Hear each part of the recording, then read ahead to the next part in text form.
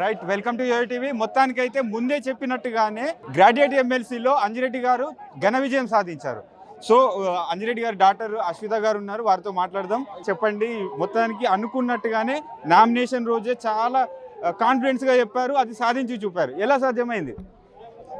మా క్యాడర్తోనే పాసిబుల్ అయిందన్న. ఈరోజు బీజేపీ కార్యకర్తలందరికీ, మా వివిధ క్షేత్రాల అందరికీ, ఈరోజు మాతో నించున్న బీజేవైఎం వాళ్ళు కావచ్చు, ఏబీవీపీ వాళ్ళు కావచ్చు, అందరికీ ప్రతి ఒక్కరికి పేరు పేరున కృతజ్ఞతలు చెప్పుకుంటున్నాను. మీ అందరితోనే ఇట్ ఇస్ పాసిబుల్. అంటే ఈ గ్రాడ్యుయేట్ ఎలక్షన్స్కి వచ్చిన ఇప్పుడు నోటిఫికేషన్ వచ్చిన నుండి ఒక బీసీ వాదం అనేది తెలంగాణలో చాలా వినబడింది.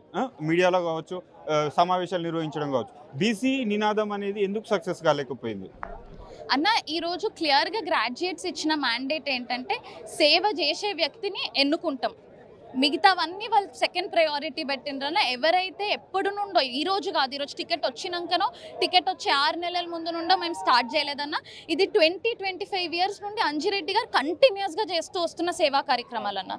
సో ఈరోజు ఈ సేవా కార్యక్రమాలు అన్నీ పే ఆఫ్ చేసినాయి. అండ్ ఇది రికగ్నైజ్ చేసిన ప్రతి ఒక్క గ్రాడ్యుయేట్ ఓటర్స్కి ఫ్రమ్ కరీంనగర్, ఆదిలాబాద్, నిజామాబాద్, మెదక్ అందరికీ థ్యాంక్ యూ సో మచ్. మీ అందరి కాన్ఫిడెన్స్ని అంజిరెడ్డి గారు మండలిలో ప్రశ్నించే గొంతులాగా మీ అందరికీ రిప్రజెంటేటివ్ లాగా ఉంటారు.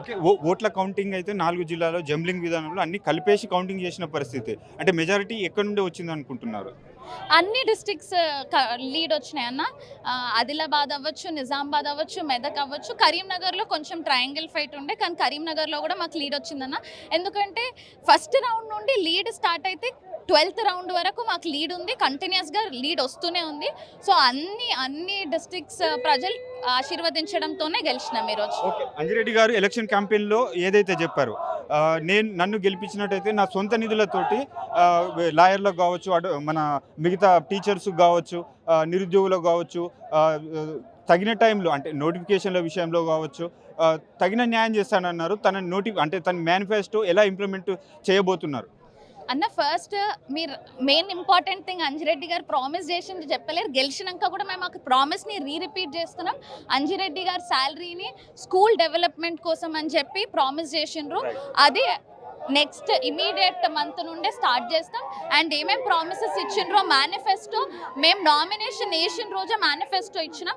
So we stand by that manifesto and everything in the manifesto will be implemented. And specially funds ఏవైతే స్కూల్స్ డెవలప్మెంట్ కోసం ఇంప్లిమెంట్ చేస్తానన్నారో, దట్ ఈస్ అంజిరెడ్డి గారు brain child and it is his personal project and he'll definitely implement it అన్న. ఇంత భారీ majority ఇచ్చిన ఓటర్లకు ఏం చెప్పబోతున్నారు అంజిరెడ్డి ఫ్యామిలీ నుండి?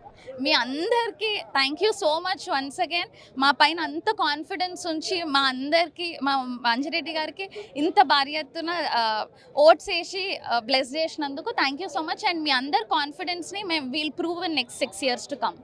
Thank you ma'am.